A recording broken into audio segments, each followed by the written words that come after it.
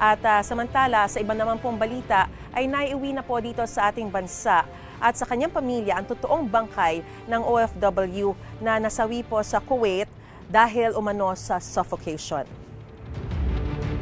Ayon kay Department of Migrant Workers Secretary Hans Leo Capdac, ay binantayan nila ng maigi ang dokumentasyon para siguradong tama na ang may uuwing labi.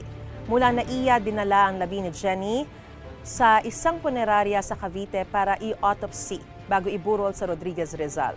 Duda pa rin ang pamilya ni Jenny Alvarado na suffocation ang kanyang ikinasawi, pati ng kanyang kasamahang Nepali. Kakaiba raw kasi ang lagay ng bangkay ng Nepali na nakita nila nang siya'y naiuwi dito sa Pilipinas noong isang linggo. Yung kuko niya po kasi is natutuklap. Tapos po, yung kamay niya po may uling. Sabi suffocation, tapos natulog lang sila na nalanghap yung usok. Pero bakit may uling yung kamay? Tapos may pasa-pasa po yung Nepali. Tapos po yung leeg niya po may pasa, yung bibig niya po may pasa. Tapos sabi ko, yan, suffocation ba yung kinamatay niyan? We are awaiting the results of the police report, police investigation, as well as the autopsy results.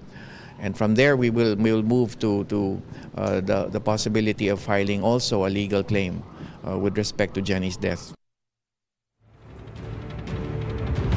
Gusto mo bang mauna sa mga balita? Mag-subscribe na sa GMA Integrated News sa YouTube at tumutok sa unang balita.